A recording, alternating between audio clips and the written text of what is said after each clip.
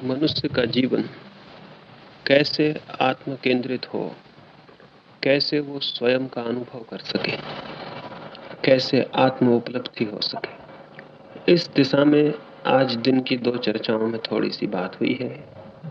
कुछ बातें और पूछी गई हैं, उन्हें समझाने के लिए मैं 3 सूत्रों पर और अभी आपसे बात करूंगा। जो प्रश्न आज की चर्चा से संबंधित नहीं है, उनके कल और परसों आपसे बात करूंगा। जो प्रश्न आज की चर्चा से संबंधित हैं, उन्हें मैं 3 सूत्रों में बांट के आपसे बात करता हूं। पहली बात, मनुष्य स्वनिष्ठ आत्म केंद्रित या नाभि के केंद्र से जीवन की प्रक्रिया को कैसे शुरू करे। 3 और सूत्र महत्वपूर्ण हैं, जिनके माध्यम से नाभि पर सोई हुई ऊर्जा जाग सकती है और नाभि के द्वार से मनुष्य शरीर से भिन्न जो चेतना है उसके अनुभव को उपलब्ध हो सकता है। उनमें 3 सूत्रों को पहले आपसे कहूं, फिर उनकी आपसे बात करूं। पहला सूत्र है सम्यक व्यायाम, दूसरा सूत्र है सम्यक आहार और तीसरा सूत्र है सम्यक निद्रा।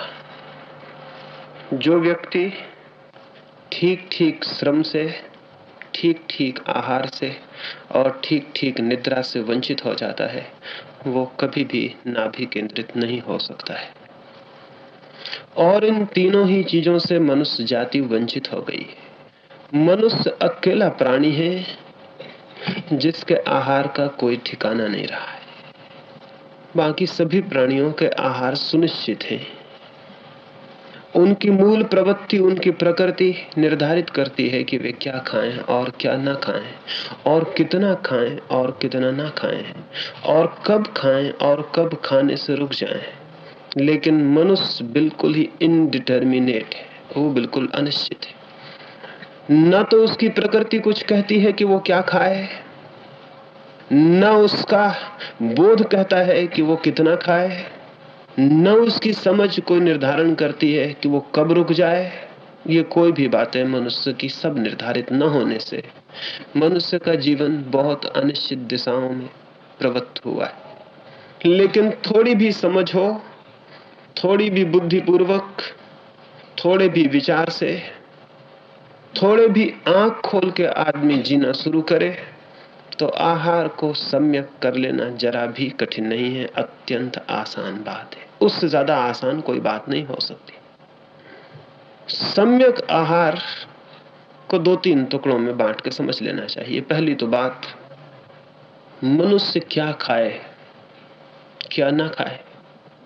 शरीर तो रासायनिक तत्वों से निर्मित होता है। शरीर की सारी प्रक्रिया तो अत्यंत रासायनिक, अत्यंत केमिकल है। अगर एक आदमी के भीतर शराब डाल दी जाए तो शरीर उस रसायन के प्रति प्रवृत्त होगा, नशे से, मूर्छा से भर जाएगा। फिर चाहे वो व्यक्ति कितना ही स्वस्थ, कितना ही शांत क्यों ना हो, नशे की रासायनिकता उसके शरीर पर परिणाम लाएगी। चाहे वो व्यक्ति कितना ही साधु क्यों ना हो, जहर उसे पिला दिया जाए तो उसकी मृत्यु हो जाएगी। सुकरात की मृत्यु जहर के पिला देने से हो गई और गांधी की मृत्यु एक गोली के मार देने से हो गई। गोली ये नहीं देखती है कि यह आदमी साधु है या असाधु है, और जहर भी ये नहीं देखता है कि यह आदमी सुकरात है या कोई साधारण जन है। ना ही नशे ये देखते हैं, ना भोजन ये देखता है कि आप कौन हैं और क्या हैं। उसके तो सीधे सूत्र हैं, वो शरीर की केमिस्ट्री में, शरीर के रसायन में जाके काम करना शुरू कर देते। ऐसा कोई भी भोजन जो मादक है, मनुष्य की चेतना में बाधा डालना शुरू करता है। ऐसा कोई भी भोजन जो उत्तेजक है, मनुष्य की चेतना को नुकसान पहुंचाना शुरू करता है। ऐसा कोई भी भोजन जो मनुष्य को किसी भी तरह की मूर्छा में, उत्तेजना में, किसी भी तरह की तीव्रता में, किसी भी तरह के विक्षेप में ले जाता हो, वो सभी नुकसान करता है। और उस सब का अंतिम नुकसान और गहरे से गहरा नुकसान नाभि केंद्र पर पहुंचना शुरू हो जाता है। ये शायद आपको ख्याल ना हो, सारी दुनिया में नेचुरोपैथी, या नैसर्गिक उपचार, मिट्टी की पट्टियों का, शाकाहारी भोजन का, हल्के भोजन का, पानी की पट्टियों का, टब बाथ का प्रयोग करते हैं।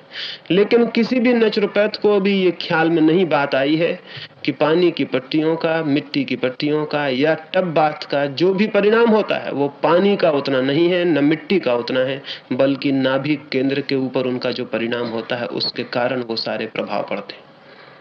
वो प्रभाव न तो मिट्टी के हैं उतने, न पानी के हैं, न टब बाथ के हैं, लेकिन ये सारी चीजें नाभि केंद्र की छिपी हुई ऊर्जा को जिस भांति प्रभावित करती हैं, और वो यदि जागृत हो जाए तो मनुष्य के जीवन में स्वास्थ्य का अवतरण शुरू हो जाता है। लेकिन अभी नेचुरोपैथी को इसका कोई ख्याल नहीं है। वे सोचते हैं कि शायद मिट्टी की पट्टी चढ़ाने से ये फायदा हो रहा है, पानी में बिठाने से ये फायदा हो रहा है, पेट पर कपड़े की गीली पट्टी लगाने से ये फायदा हो रहा है। इसके फायदे हैं, लेकिन मौलिक फायदा तो नाभि केंद्र के सुप्त केंद्रों के जागरण से शुरू होता है। ये जो नाभि केंद्र है, इसके ऊपर अगर अनाचार किया जाए, इस नाभि केंद्र के ऊपर अगर गलत आहार, गलत भोजन किया जाए, तो वो धीरे धीरे केंद्र सुप्त होता है और उसकी ऊर्जा क्षीण होती है। वो धीरे धीरे केंद्र सोता है, अंततः वो करीब करीब सो जाता है, उसका हमें कोई पता ही नहीं चलता कि वो भी कोई केंद्र है। हमें फिर दो ही केंद्रों का पता चलता रहता है, एक तो मस्तिष्क में जहां विचार दौड़ते रहते हैं, और एक थोड़े हृदय में जहां भावनाएं दौड़ती रहती हैं। उसके नीचे हमारे कोई संबंध नहीं रह जाते। जितना हल्का आहार होगा, जितना कम बोझिल आहार होगा, शरीर के ऊपर जो बोझ न लाता हो, उतना ही कीमती और अर्थपूर्ण आपकी अंतर यात्रा प्रारंभ होगी। तो सम्यक आहार का पहला तो ध्यान रखना यह है कि वो उत्तेजक ना हो, मादक ना हो, वो भारी ना हो। ठीक भोजन के बाद आपको बोझिलता और भारीपन अनुभव नहीं होना चाहिए, लेकिन शायद भोजन के बाद हम सभी को भारीपन और बोझिलता अनुभव होती है। तो हम गलत भोजन कर रहे हैं, यह हमें जान लेना चाहिए।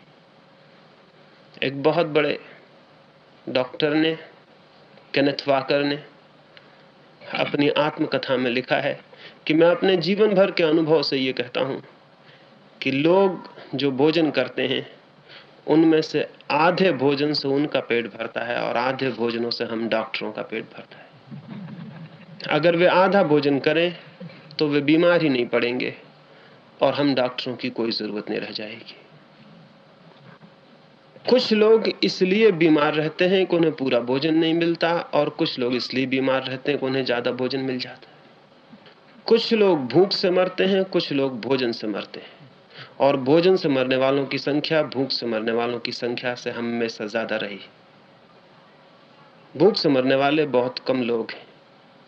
एक आदमी भूखा भी रहना चाहे तो कम से कम 3 महीने तक उसके मरने की बहुत कम संभावना है। 3 महीने तक तो कोई भी आदमी भूखा रह सकता है, लेकिन एक आदमी अगर 3 महीने तक अति भोजन करे तो कोई हालत में जिंदा नहीं रह सकता। लेकिन ऐसे ऐसे लोग हुए हैं कि जिनका ख्याल ही हमें हैरानी से भर दे। नीरो हुआ एक बहुत बड़ा बादशाह, उसने 2 डॉक्टर लगा रखे थे कि वो भोजन करने के बाद उसे वॉमिट करवा दें, उसे उल्टी करवा दें, ताकि दिन में वो कम से कम 15-20 बार भोजन करने का आनंद ले सके। तो वो खाना खाता, फिर दवा देके उसे उल्टी करवा दी जाती ताकि वो फिर से भोजन का आनंद ले सके। हम भी क्या कर रहे हैं? उसने डॉक्टर घर रख छोड़े थे, वो बादशाह था, हमने पड़ोस में बसा रखे। हम बादशाह नहीं। वो रोज उल्टी करवा लेता था, हम 2-4 महीने में करवाते। लेकिन हम करवाते क्या? हम गलत खा के इकट्ठा कर लेते हैं, फिर डॉक्टर उसको साफ करता है, फिर हम गलत खाना शुरू कर देते हैं। वो होशियार आदमी था, उसने रोज ही व्यवस्था कर ली थी, हम 2-3 महीने में करते। अगर हम भी बादशाह होते तो हम भी ऐसे ही करते। हमारी मजबूरी है, हमारे पास इतनी सुविधा नहीं है तो हम इतना नहीं कर पाते। नीरो पे हमें हंसी आती है, लेकिन हम सब छोटी मोटी मात्रा में नीरो से भिन्न नहीं है। ये जो हमारी असम्यक दृष्टि है भोजन के प्रति, ये भारी पड़ती चली जा रही है, ये बहुत महंगी पड़ती चली जा रही है। और ये उस जगह हमको पहुंचा दी है जहां की हम किसी तरह जिंदा हैं। भोजन हमारा हमें स्वास्थ्य लाता हुआ नहीं मालूम पड़ता, बल्कि भोजन बीमारी लाता हुआ मालूम पड़ता है। और जब भोजन बीमारी लाने लगे तो आश्चर्य की घटना शुरू हो गई। ये वैसा ही है कि सूरज सुबह निकले और अंधकार हो जाए। ये उतनी ही आकस्मिक और आश्चर्यजनक घटना है। लेकिन दुनिया के सारे चिकित्सकों का मत यह है कि आदमी की अधिकतम बीमारियां उसके गलत भोजन की बीमारियां हैं। तो पहली बात, प्रत्येक व्यक्ति को इस संबंध में बहुत बोध और होश से चलना चाहिए। साधक के लिए मैं कह रहा हूं, ये साधक को यह ध्यान में रखना जरूरी है कि वो क्या खाता है, कितना खाता है और उसके परिणाम उसके शरीर पर क्या है। और अगर एक आदमी 2-4 महीने ध्यानपूर्वक प्रयोग करे तो वो अपने योग, अपने शरीर को समता और शांति और स्वास्थ्य देने वाले भोजन की तलाश जरूर कर लेगा। इसमें कोई कठिनाई नहीं है। लेकिन हम ध्यान ही नहीं देते हैं, इसलिए हम कभी तलाश ही नहीं कर पाते, हम कभी खोज ही नहीं पाते। दूसरी बात, भोजन के संबंध में, जो हम खाते हैं उससे भी ज्यादा महत्वपूर्ण यह है कि हम उसे किस भाव दशा में खाते हैं। उससे भी ज्यादा महत्वपूर्ण आप क्या खाते हैं ये उतना महत्वपूर्ण नहीं है जितना यह महत्वपूर्ण है कि आप किस भाव दशा में खाते हैं। आप आनंदित खाते हैं या दुखी, उदास और चिंता से भरे हुए खाते हैं। अगर आप चिंता से खा रहे हैं तो श्रेष्ठतम भोजन के परिणाम भी पॉइजनस होंगे, जहरीले होंगे। और अगर आप आनंद से खा रहे हैं तो कई बार संभावना भी है कि जहर भी आप पर पूरे परिणाम न ला पाए, इसकी बहुत संभावना है। आप कैसे खाते हैं, किस चित्त दशा में। रूस में एक बहुत बड़ा मनोवैज्ञानिक था पीछे, पावलोव। उसने जानवरों पर कुछ प्रयोग किए और वो इस नतीजे पे पहुंचा जो बड़े हैरानी का है।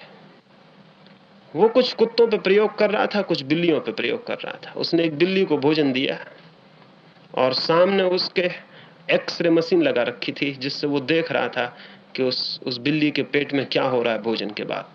भोजन पेट में गया और भोजन के जाते ही पेट ने उस भोजन को पचाने वाले रस छोड़े, तभी एक कुत्ते को भी खिड़की के भीतर ले आया गया। कुत्ता भौंका, बिल्ली देख के डर गई और एक्सरे की मशीन ने बताया कि उसके रस भीतर छूटने बंद हो गए, पेट बंद हो गया, सिकुड़ गया। फिर कुत्ते को बाहर निकाल दिया गया, लेकिन 6 घंटे तक पेट उसी हालत में पड़ा रहा। फिर भोजन के पचाने की क्रिया शुरू नहीं हुई और 6 घंटे में भोजन सब शांत हो गया। और 6 घंटे के बाद जब रस छूटने शुरू हुए तो वो भोजन सब ठंडा हो चुका था। उस भोजन को पचाना कठिन हो गया था। बिल्ली के मन में चिंता पकड़ गई कुत्ते की मौजूदगी, और पेट ने अपना काम बंद कर दिया। हमारी हालत क्या होगी? हम तो चिंता में ही 24 घंटे जीते। तो हम जो भोजन करते होंगे वो कैसे पच जाता है, ये मिरेकल है, ये बिल्कुल चमत्कार है। ये भगवान कैसे करता है, हमारे बावजूद करता है। हमारी कोई इच्छा उसके पचने की नहीं है। ये कैसे पच जाता है, ये बिल्कुल आश्चर्य ही है। और हम कैसे जिंदा रह लेते हैं, ये भी एक आश्चर्य है। भाव दशा आनंदपूर्ण, प्रसादपूर्ण निश्चित ही होनी चाहिए। लेकिन हमारे घरों में हमारे भोजन की जो टेबल है या हमारा चौका जो है वो सबसे ज्यादा विषादपूर्ण अवस्था में। पत्नी दिन भर प्रतीक्षा करती है कि पति कब घर खाने आ जाए। 24 घंटे का जो भी रोग और बीमारी इकट्ठी हो गई है वो पति की थाली पर ही उसकी निकलती, और उसे पता नहीं कि वो दुश्मन का काम कर रही, उसे पता नहीं वो जहर डाल रही थाली। और पति भी घबराया हुआ, दिन भर की चिंता से भरा हुआ, थाली पर किसी तरह भोजन को पेट में डाल के हट जाता है।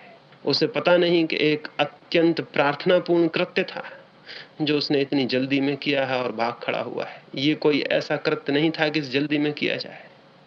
ये उसी तरह किए जाने योग्य था जैसे कोई मंदिर में प्रवेश करता है, जैसे कोई प्रार्थना करने बैठता है, जैसे कोई वीणा बजाने बैठता है, जैसे कोई किसी को प्रेम करता है और उसे एक गीत सुनाता है। ये उससे भी ज्यादा महत्वपूर्ण था। वो शरीर के लिए भोजन पहुंचा रहा था। यह अत्यंत आनंद की भाव दशा में ही पहुंचाया जाना चाहिए। ये एक प्रेमपूर्ण और प्रार्थनापूर्ण कृत्य होना चाहिए। जितने आनंद की, जितनी निश्चिंत और जितनी उल्लास से भरी भाव दशा में कोई भोजन ले सकता है, उतना ही उसका भोजन सम्यक होता चला जाता है। हिंसक भोजन यही नहीं है कि कोई आदमी मांसाहार करता हो। हिंसक भोजन यह भी है कि कोई आदमी क्रोध से आहार करता हो। ये दोनों ही वायलेंट, ये दोनों ही हिंसक है। क्रोध से भोजन करते वक्त,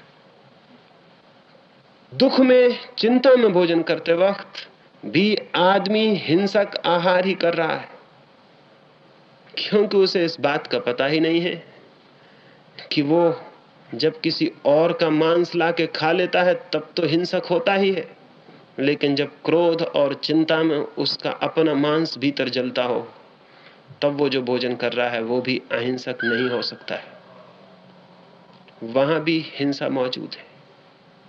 सम्यक आहार का दूसरा हिस्सा है कि आप अत्यंत शांत, अत्यंत आनंदपूर्ण अवस्था में भोजन करें, और अगर ऐसी अवस्था न मिल पाए तो उचित है कि थोड़ी देर भूखे रह जाएं, उस अवस्था की प्रतीक्षा करें।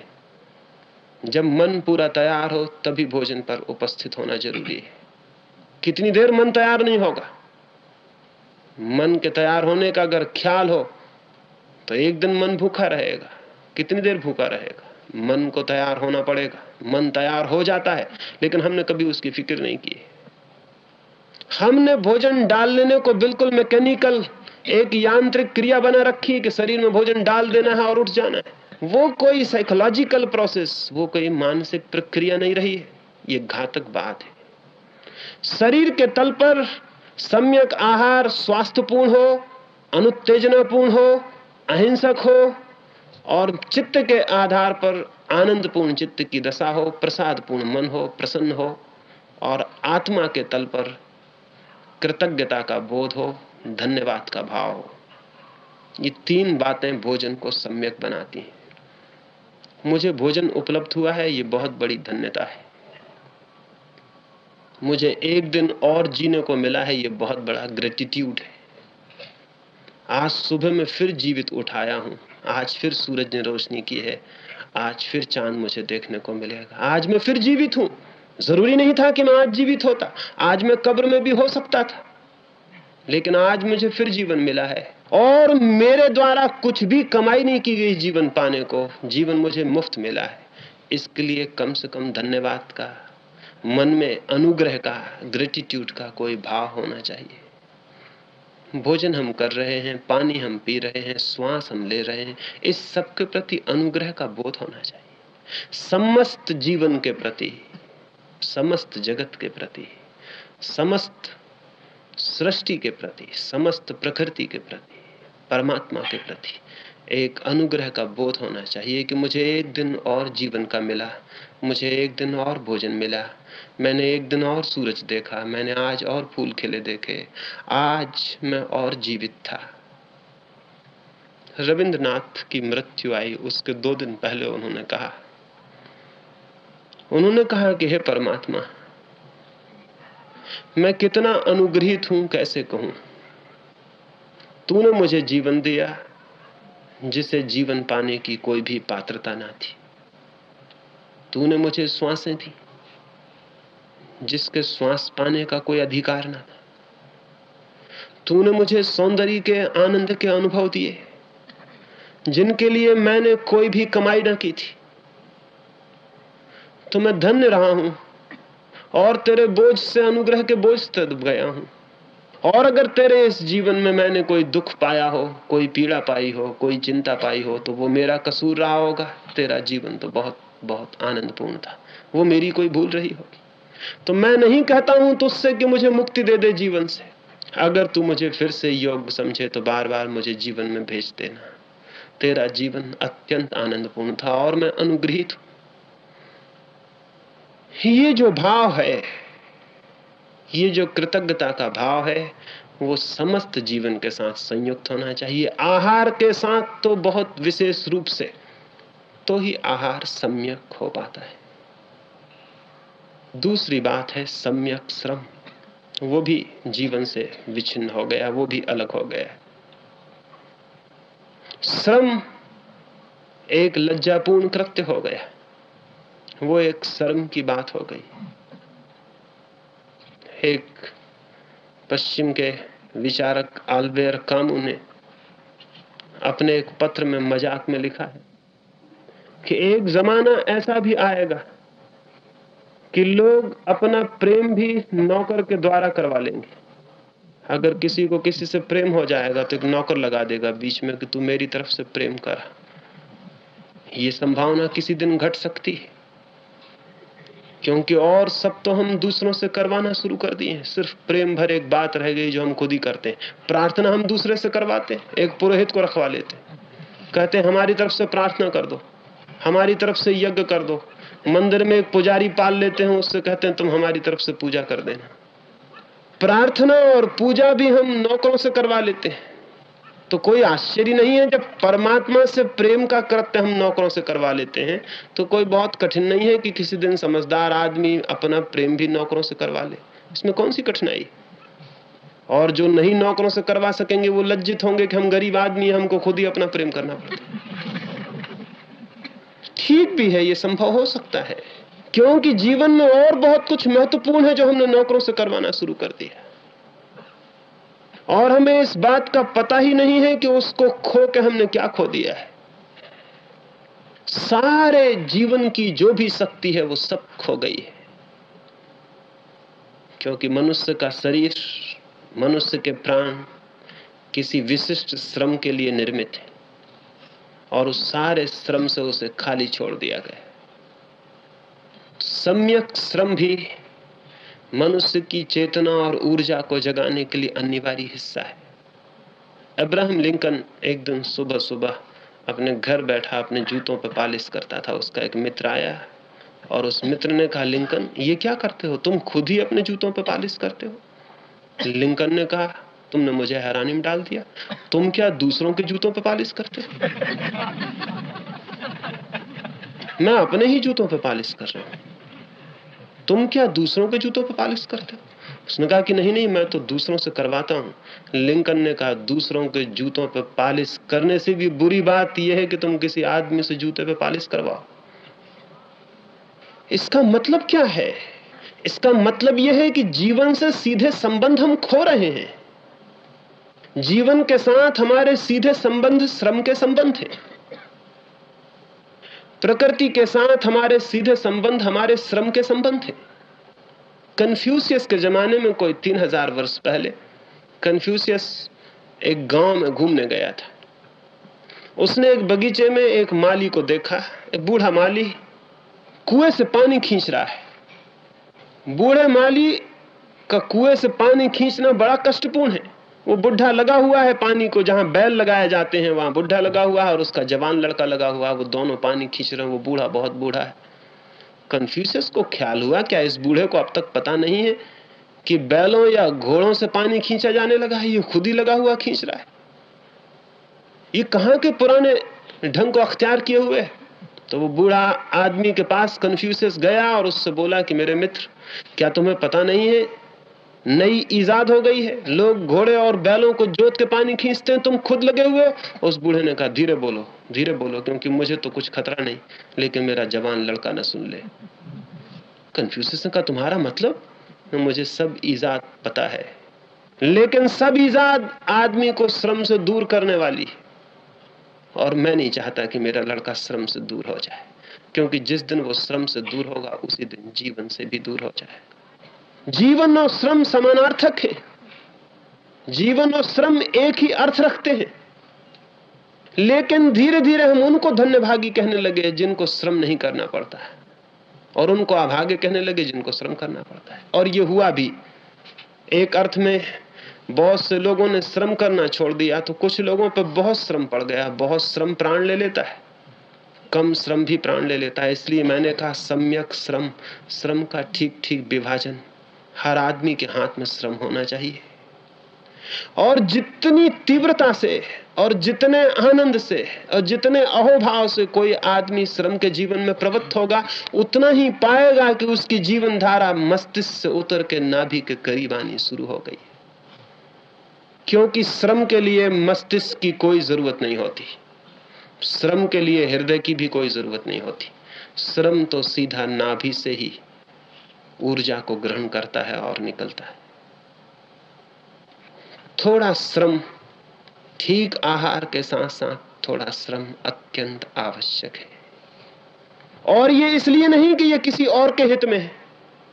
कि आप गरीब की सेवा करें तो ये गरीब के हित में, कि आप जाके गांव में खेतीबाड़ी करें तो ये किसानों के हित में, कि आप कोई श्रम करेंगे तो बहुत बड़ी समाज सेवा कर रहे हैं। झूठी हैं ये बातें। ये आपके हित में है और किसी के हित में नहीं। किसी के और के हित का इससे कोई संबंध नहीं। किसी और का हित इससे हो जाए वो बिल्कुल दूसरी बात है, लेकिन ये आपके हित में है। चर्चिल रिटायर हो गया था पीछे, तो मेरे एक मित्र उससे मिलने गए और उसके घर गए। वो अपनी बगिया में उस बुढ़ापे में खोद के कुछ पौधे लगा रहा था। तो मेरे मित्र ने उनसे कुछ राजनीति के प्रश्न पूछे। चर्चिल ने कहा छोड़ो भी, वो बात खत्म हो गई। अगर अब मुझसे कुछ पूछना है तो दो चीजों के बाबत पूछ सकते हो। अगर बाइबल के बाबत कुछ पूछना है तो इधर मैं पढ़ता हूँ, और बागवानी के संबंध में पूछना है तो इधर मैं बागवानी करता हूँ।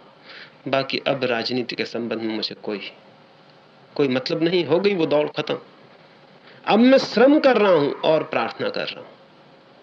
वे लौट के मुझसे कहने लगे कि मेरी कुछ समझ में नहीं आया कि चर्चिल कैसा आदमी है, मैं सोचता था कुछ उत्तर देगा वो। उसने कहा अब मैं श्रम कर रहा हूं और प्रार्थना कर रहा हूं। मैंने उनसे कहा, उसने दो शब्द पुनरुक्त किए, रिपीटिशन किया। श्रम और प्रार्थना एक ही अर्थ रखते हैं, दोनों पर्यायवाची हैं।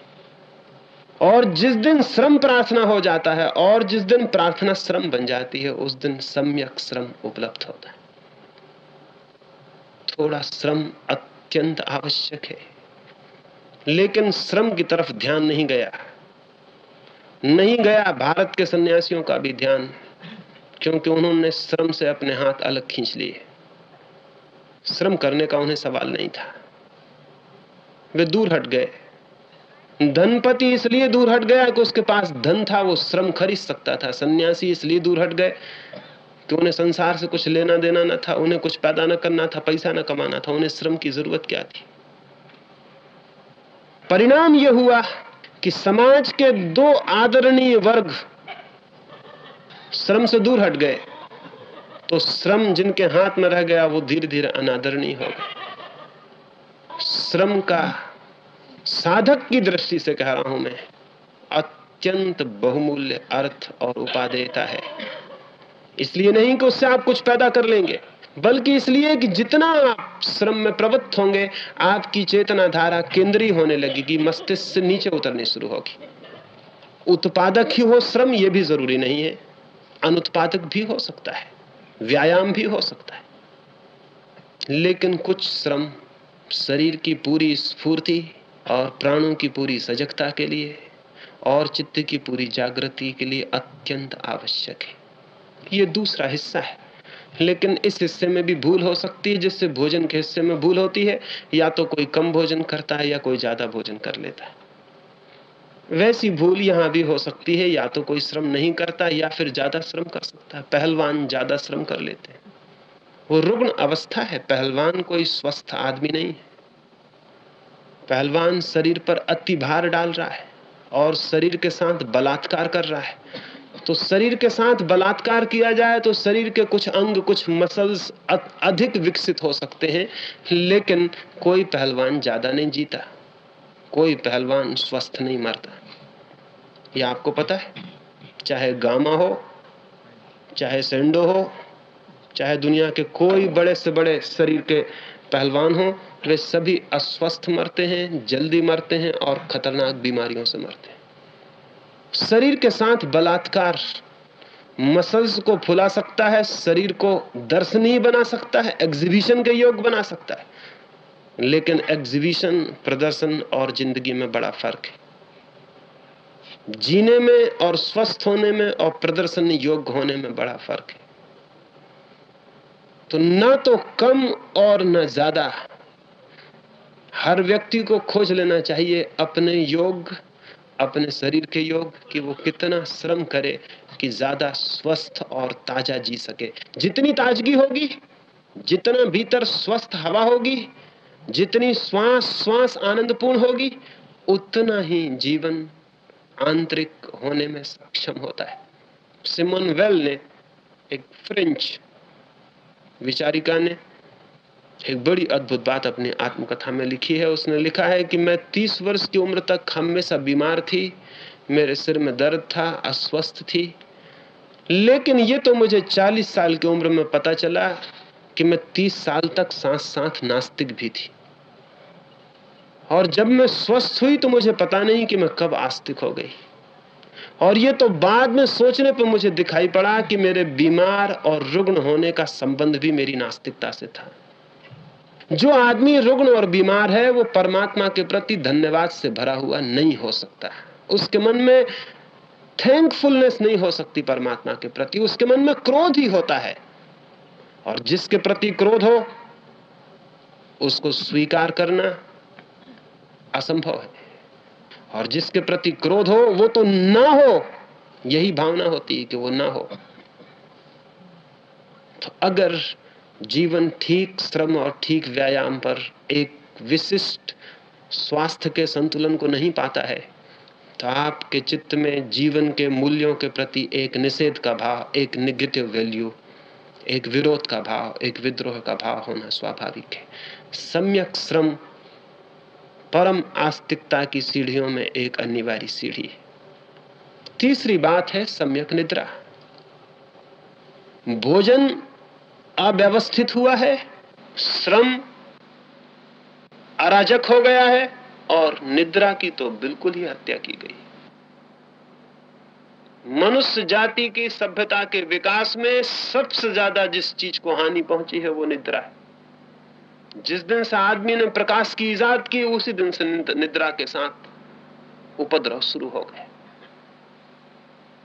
और फिर जैसे जैसे आदमी के हाथ में साधन आते गए उसे ऐसा लगने लगा कि निद्रा एक अनावश्यक बात है।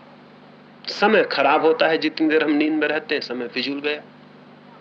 तो जितनी कम नींद से चल जाए उतना अच्छा, क्योंकि नींद का भी कोई जीवन की गहरी प्रक्रियाओं में दान है, कंट्रीब्यूशन है, ये तो ख्याल में नहीं आता। नींद का समय तो व्यर्थ गया समय है। तो जितने कम सो लें उतना अच्छा, जितने जल्दी ये नींद से निपटारा हो जाए उतना अच्छा। एक तरफ तो इस तरह के लोग थे जिन्होंने नींद को कम करने की दिशा शुरू की, और दूसरी तरफ साधु सन्यासी थे। उनको ऐसा लगा कि नींद जो है, मूर्छा जो है, ये शायद आत्मज्ञान की या आत्म अवस्था की उल्टी अवस्था है निद्रा। तो निद्रा लेना ठीक नहीं है, तो जितनी कम नींद ली जाए उतना ही अच्छा है। और भी साधुओं को एक कठिनाई थी कि उन्होंने चित्त में बहुत से सप्रेशन इकट्ठे कर लिए, बहुत से दमन इकट्ठे कर लिए। नींद में उनके दमन उठ के दिखाई पड़ने लगे, सपनों में आने लगे। तो नींद से एक भय पैदा हो गया, क्योंकि नींद में वे सारी बातें आने लगी जिनको दिन में उन्होंने अपने से दूर रखा है। जिन स्त्रियों को छोड़ के वे जंगल में भाग आए हैं, नींद में वे स्त्रियां मौजूद होने लगी, वे सपनों में दिखाई पड़ने लगी। जिस धन को, जिस यश को छोड़ के वे चले आए हैं, सपने में उनका पीछा करने लगा। तो उन्हें ऐसा लगा कि नींद तो बड़ी खतरनाक है, हमारे बस के बाहर है, तो जितनी कम नींद हो उतना अच्छा।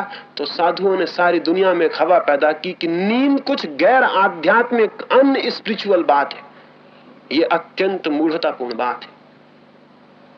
एक तरफ वे लोग थे जिन्होंने नींद का विरोध किया, क्योंकि ऐसा लगा फिजूल है नींद, इतनी सोने की क्या जरूरत है, जितनी देर हम जागेंगे उतना ही ठीक है। क्योंकि गणित और हिसाब लगाने वाले, स्टैटिस्टिक्स जोड़ने वाले लोग बड़े अद्भुत हैं। उन्होंने हिसाब लगा लिया कि एक आदमी 8 घंटे सोता है, तो समझो कि दिन का तिहाई हिस्सा तो सोने में चला गया। और एक आदमी अगर 60 साल जीता है तो 20 साल तो फिजूल गए, 20 साल बिल्कुल बेकार चले गए। 60 साल की उम्र 40 ही साल की रह गई। फिर उन्होंने और हिसाब लगा लिया, उन्होंने हिसाब लगा लिया कि एक आदमी कितनी देर में खाना खाता है, कितनी देर में कपड़े पहनता है, कितनी देर में दाढ़ी बनाता है, कितनी देर में स्नान लगाता है। सब हिसाब लगा के उन्होंने बताया कि तो सब जिंदगी बेकार चली जाती। आखिर में उतना समय कम करते चले गए तो पता चला कि दिखाई पड़ता है कि आदमी 60 साल जिया, 20 साल नींद में चले गए, कुछ साल भोजन में चले गए, कुछ साल स्नान करने में चले गए, कुछ खाना खाने में चले गए, कुछ अखबार पढ़ने में चले गए। सब बेकार चला गया, जिंदगी में कुछ बचता नहीं। तो उन्होंने एक घबराहट पैदा कर दी कि जितनी जिंदगी बचानी हो उतना इनमें कटौती करो। तो नींद सबसे ज्यादा समय ले लेती है आदमी का, तो इसमें कटौती कर दो। एक उन्होंने कटौती करवाई और सारी दुनिया में एक नींद विरोधी हवा फैला दी। दूसरी तरफ साधु सन्यासियों ने नींद को अनस्पिरिचुअल कह दिया कि गैर आध्यात्मिक। तो कम से कम सो, वही उतना ज्यादा साधु है जो जितना कम सोता है। बिल्कुल ना सो तो परम साधु। ये दो बातों ने नींद की हत्या की, और नींद की हत्या के साथ ही मनुष्य के जीवन के सारे गहरे केंद्र हिल गए, अव्यवस्थित हो गए, अपरूटेड हो गए। हमें पता ही नहीं चला कि मनुष्य के जीवन में जो इतना अस्वास्थ्य आया, इतना असंतुलन आया, उसके पीछे निद्रा की कमी काम कर गई। जो आदमी ठीक से नहीं सो पाता, वो आदमी ठीक से जी ही नहीं सकता। निद्रा फिजूल नहीं है। 8 घंटे व्यर्थ नहीं जा रहे हैं, बल्कि 8 घंटे आप सोते हैं, इसलिए आप 16 घंटे जाग पाते, नहीं तो आप 16 घंटे जाग नहीं सकते। वह 8 घंटों में जीवन ऊर्जा इकट्ठी होती है, प्राण पुनरुज्जीवित होते हैं, और आपके मस्तिष्क के और हृदय के केंद्र शांत हो जाते हैं, और नाभि के केंद्र से जीवन चलता है 8 घंटे तक। निद्रा में आप वापस प्रकृति के और परमात्मा के साथ एक हो गए होते हैं, इसलिए पुनरुज्जीवित होते हैं। अगर किसी आदमी को सताना हो, टार्चर करना हो, तो उसे नींद से रोकना सबसे बढ़िया तरकीब हजारों साल में इजाद की गई। उससे आगे नहीं बढ़ा जा सका अब तक। अभी भी रूस में या हिटलर ने जर्मनी में जिन कैदियों को सताया, उनमें सबसे सताने की जो तरकीब काम में लाई गई वो नींद। सोने मत दो किसी कैदी को, बस उसकी जिंदगी में इतना टार्चर पैदा हो जाता है जिसका हिसाब। तो कैदियों के पास आदमी लगा छोड़े थे,